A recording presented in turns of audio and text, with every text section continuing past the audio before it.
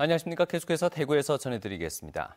이 설 명절을 보름 남짓 앞두는 가운데 요즘 마트나 백화점에서는 선물 세트 판매가 한창인데요. 김영란법 시행 후 첫 설을 맞아 선물의 모습이 확연히 달라졌다고 합니다. 권윤수 기자가 취재했습니다. 이 백화점은 이번 설을 앞두고 파격적인 배송 서비스를 시작했습니다. 당초 5만 원이 넘는 선물만 무료로 배달해줬는데 올해부터는 3만 원 이상 5만 원 이하 선물도 무료로 배송해주기로 했습니다.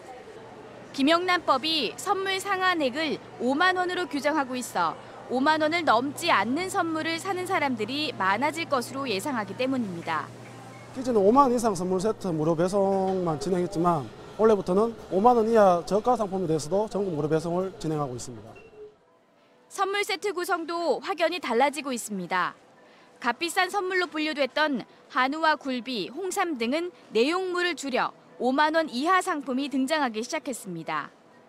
또 커피와 통조림을 비롯해 샴푸, 치약, 칫솔 세트 등 비교적 저가의 선물 세트는 고급화 전략으로 가격을 좀 높이고 있습니다. 공산품 선물 세트 같은 경우에는 저가 이미지를 탈피하고 좀 프리미엄 이미지를 가기 위해서 5만 원대 가까운 상품으로 변화를 추구하는 것 같습니다. 김영란법이 시행된 뒤 첫 설을 맞아 지인들에게 고마움을 표시하는 선물의 모습에도 변화가 나타나고 있습니다. MBC 뉴스 권윤수입니다.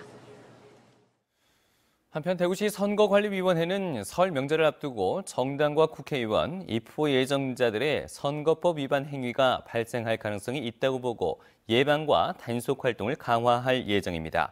선관위는 선거 구민의 행사나 모임에 금품과 음식물 등을 제공하는 행위와 경로당 노인정 등의 선물을 제공하는 행위, 명절 인사를 빙자해서 지지를 호소하는 행위 등 공직선거법 위반 사례를 적극 안내하고 위법 행위가 발생할 경우 엄중 조치할 방침입니다. 대구와 경북 지역은 오늘 대체로 맑은 가운데 추운 날씨를 보이고 있습니다. 오늘 낮 최고 기온이 대구 5.5도를 비롯해 안동이 4.6, 포항 6.3도 등 1도에서 7도의 분포를 보였지만 바람이 강해서 체감온도는 더 낮았습니다.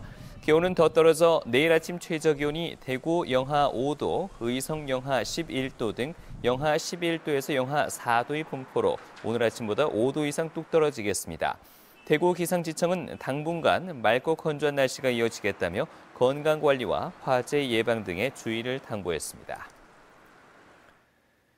대구지방검찰청 강력부는 대구시립희망원의 생활인을 징계시설 등에 불법 감금하고 의료급여를 불법으로 타낸 50살 한모 팀장을 감금과 사기, 의료급여법 위반 등의 혐의로 구속 기소했다고 밝혔습니다.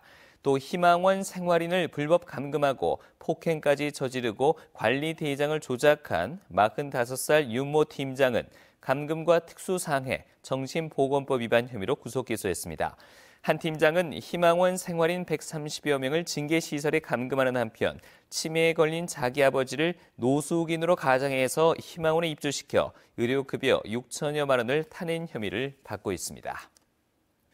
이진훈 대구수원구청장은 오늘 기자간담회에서 지난해 신공항 백지화 뒤 박근혜 대통령이 내놓은 대구공항 통합이전 방안을 무비판적으로 받아들여서 밀어붙이기식으로 하고 있다며 지금이라도 신공항 검증 용역 결과를 공개하고 시민 여론을 수렴해야 한다고 주장했습니다.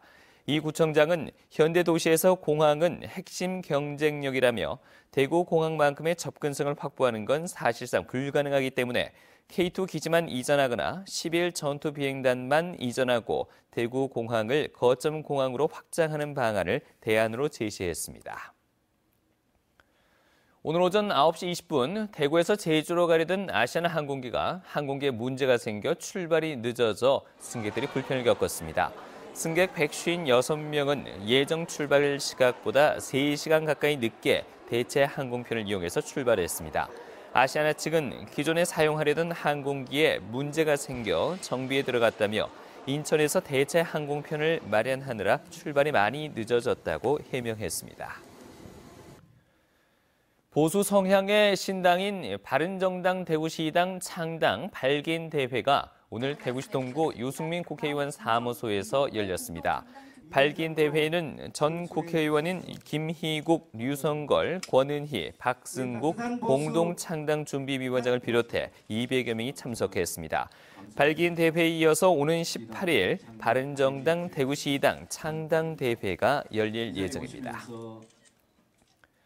AI 유입을 막기 위해서 소규모 닭 사육 농가의 예방적 도태가 실시되고 있는 가운데 의성의 대규모 닭 사육 농가들이 3천만 원의 기금을 마련해서 도태 보상금을 지원하고 나섰습니다. 대규모 농가들은 AI에 취약한 소규모 닭이 도태됨으로써 발병으로 인한 이동 제한 등의 불이익을 피할 수 있고 소규모 농가들은 마리당 2만 원의 도태 보상금을 지원받아서 모두 이익입니다. 국내 주요 철강사는 올해 설 연휴를 맞아 예년 수준의 상여금을 지급할 예정입니다.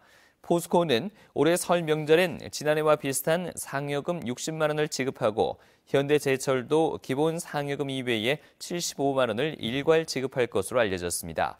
철강업계는 철강사의 실적이 개선돼 있지만 철강 경기 침체 속에 구조 조정이 이어지고 있어 설 상여금을 늘리지 않을 것으로 분석했습니다. 부동산 자산관리연구소에 따르면 최근 2주 동안 대구 지역 아파트 매매값은 평균 0.01% 떨어지며 약보합세를 보였습니다. 겨울방학 이사 시즌이 시작됐지만 저가 매물 위주로 거래가 이루어지면서 수성구와 달서구가 소폭 조정을 받았습니다. 같은 기간 아파트 전세값은 전체적으로 변동률 없이 보합세를 보였는데 중소형은 소폭 조정을 받았지만 중대형은 호가 상승세가 나타나며 강세를 보였습니다. 국내 최초 용광로인 포항제철소 1고로가 45년 만에 가동이 중단될 것으로 보입니다. 포스코는 지난 1973년 가동을 시작한 포항 1고로가 두 차례 개보수를 거쳐 현재 130만 톤을 생산하고 있지만 다른 고로에 비해서 효율성이 떨어져 가동 중단을 검토한다고 밝혔습니다. 한편 포스코는 다음 달 포항 3고로 보수를 거쳐 생산 능력을 500만 톤까지 확대해 1고로 중단으로 부족한 생산량을 보충할 계획입니다.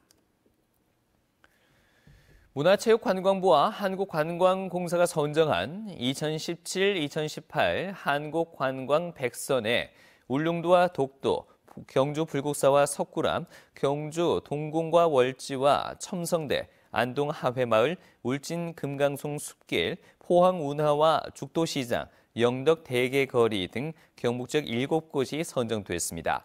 한국관광 100선은 관광지 인지도와 만족도, 방문 의향 온라인 설문, 관광객 증가율 등 관광 통계 분석과 전문가 평가를 합산해서 선정됩니다. 네, 지금까지 대구에서 전해드렸습니다. 고맙습니다.